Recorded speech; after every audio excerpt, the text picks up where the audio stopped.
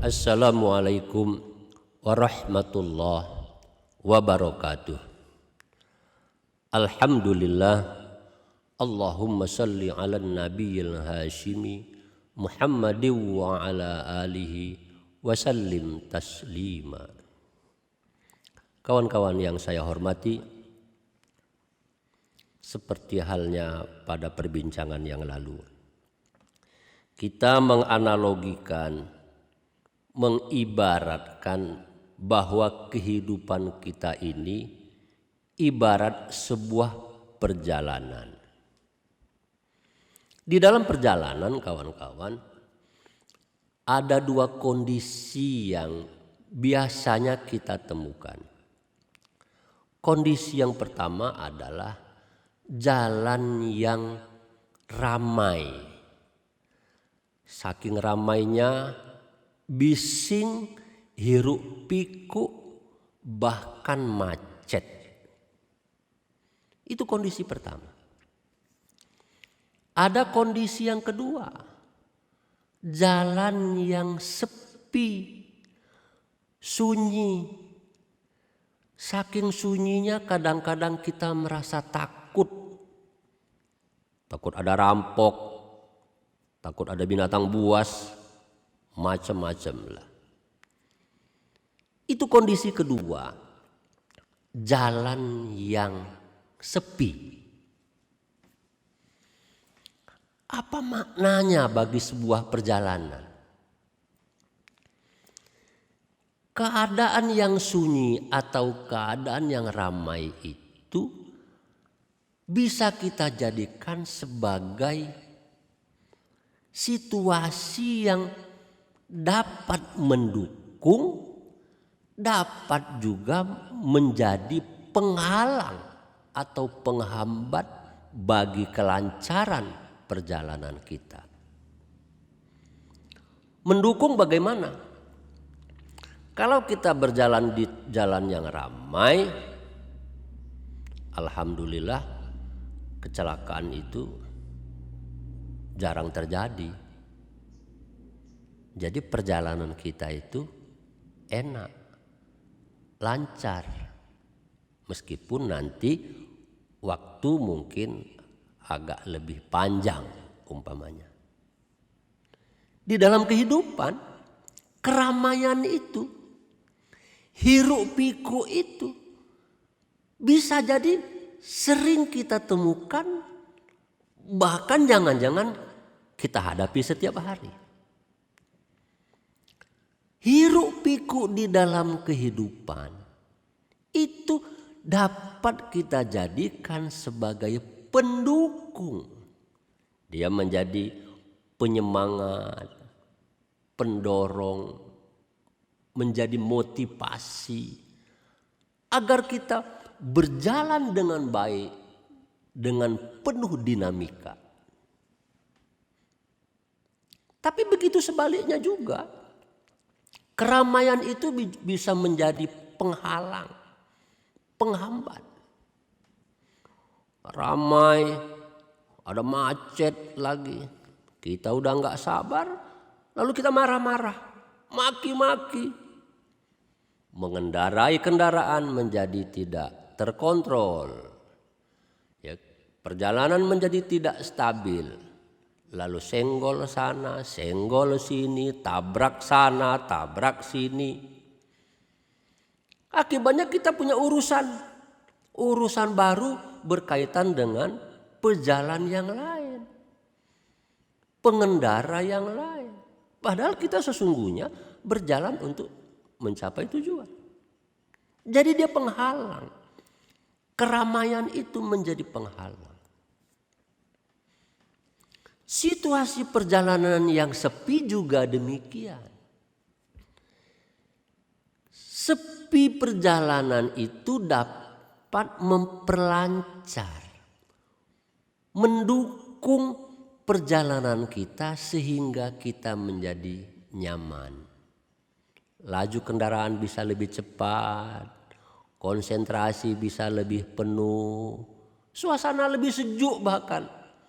Kesejukan itu tidak hanya didatangkan oleh angin, air umpamanya. Tapi keheningan membuat jiwa kita tenang. Demikian pula dalam kehidupan. Suasana sepi itu bisa menjadi nikmat sendiri.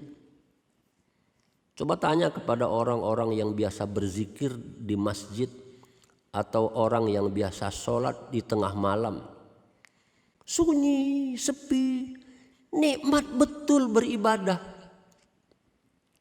Artinya suasana sepi sunyi itu mendukung perjalanan kehidupan kita. Lebih enak kok. Ada orang agar dia bisa ibadah dengan enak, dia pergi ke tengah sawah, pergi ke gunung. Ya, termasuk yang pergi ke gua. Itu dia bilang itu ibadah.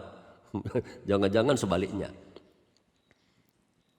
Sebaliknya itu bisa juga kita katakan jalan yang sepi dan sunyi itu justru menjadi godaan, menjadi penghalang perjalanan kita.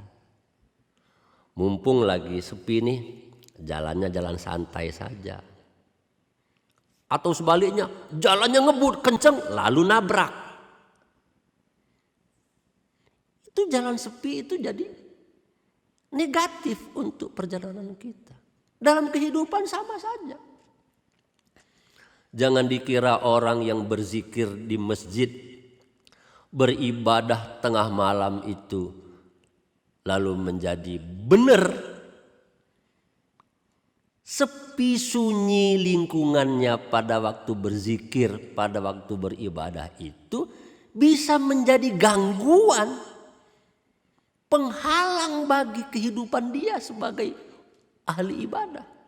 Bagaimana?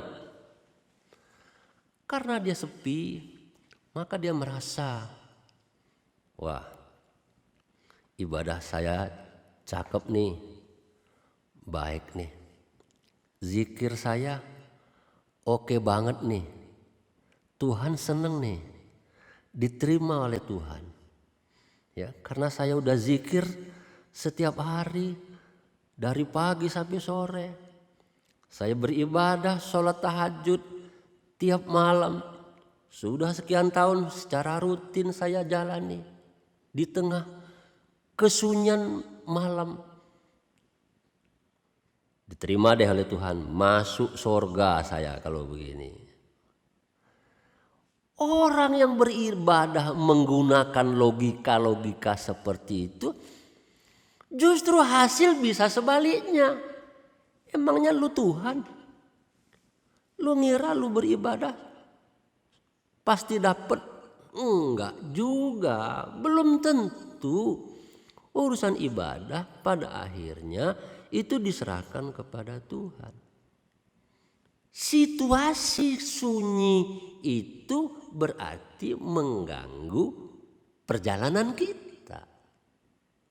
Emangnya kalau hidup di desa, hidup di hutan pasti enak dengan kesunyiannya itu? Enggak juga.